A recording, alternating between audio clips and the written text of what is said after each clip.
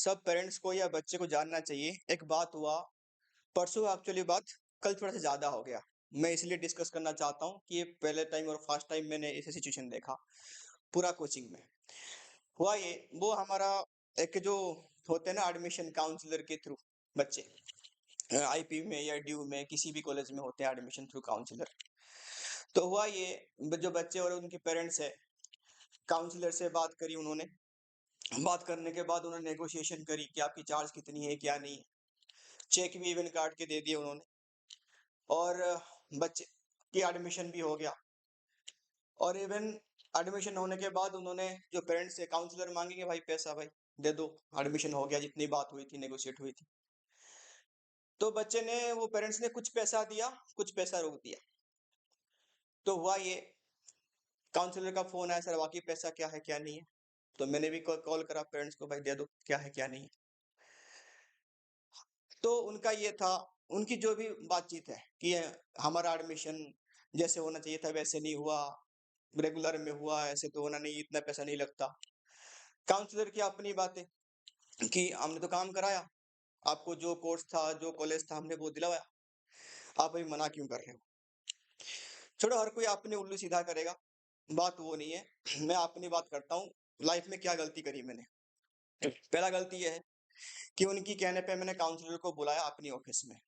सबसे पहला गलती, नहीं बुलाना चाहिए था मुझे। दूसरा गलती, ये जो हीरो बन के गारंटर बनना कि हाँ ठीक है, एडमिशन होने के बाद मैं चेक अपने पास रखता हूँ, उसके बाद जो पेमेंट करना, ये दो गलती मेरे पे हो गया। मैं दुनिया की, भाई कल माना इतना बड़ा बेवकूफ गधा इंसान हूं मैं, मेरे से बड़ा इंसान कुछ नहीं है। वो बच्चा अपनी परमानेंट बच्चा भी नहीं था, वो सीयूटी के क्रैश कोर्स के लिए बच्चे आए थे। वो परमानेंट से 11th 12th में होते तो बात कुछ और होती। दो गलती मेरा हो गई, मैं अपनी गलती भाई देखूंगा, सुधारूंगा क्या है क्या नहीं है। अब मैंने अपने आप को पेनलाइज करने के लिए क्या किया, काउंसलर अपनी पैसा लेगा। सर आपने कॉल किया था, बुलाया था, उनका मिनिमम चार्ज पूरा नहीं हो रहा था, 10,000 रुपये कम पड़ रहा था। मैं मना कर सकता कि मैं नहीं दे सकता, बट मैं अपने आप को जान पूछ के पेनलाइज करने के लिए लेके जाऊं, क्योंकि तुम्हारे अपने काम करके निकलनी है या अपनी एडमिशन लेके निकलनी है, मुझे अपनी कोचिंग साल भर साल चलानी है, मुझे हो गए 14 साल पढ़ाते पढ़ाते। तो ये मैं अपने आप को पेनलाइज किया, कोई बात नहीं, चलो ठीक है, दोबारा ऐसे गलती नहीं करो। और काउंसलर ने जाते जाते मुझे एक बात सिखा के भी गए, जो लोग की सर आप काम करवाने की गारंटर बीच में पड़ रहे हो वो बिल्कुल मत करना, क्योंकि ये लोग नोएडा से आपसे पहले रहते हैं। हीरो बनने की बिल्कुल कोशिश मत करना। और बढ़िया वर्ड उन्होंने बोल के गए कि आपने गरम तवा ना सर हर किसी को मत दिखाते फिरना, हर कोई अपनी रोटी सिखाएगा और जाएगा, हर कोई अपना उल्लू सीधा करेगा। आप क्या हीरो बनते फिर रहे हो, गारंटर क्या बन रहे हो आप पढ़ाते हुए अच्छे लगते हो, सालों से पढ़ा रहे हो, वही काम करो, ये काम मत करो, आप ना बुलाओ ना करो। यही है ना कि जो भी तुम पेरेंट्स, जो भी बच्चे, तुम जो भी तुम्हारे डिस्कशन है, जो भी करना है वो पहले से क्यों नहीं करते, सब कुछ होने के बाद फिर बाद में करते हो।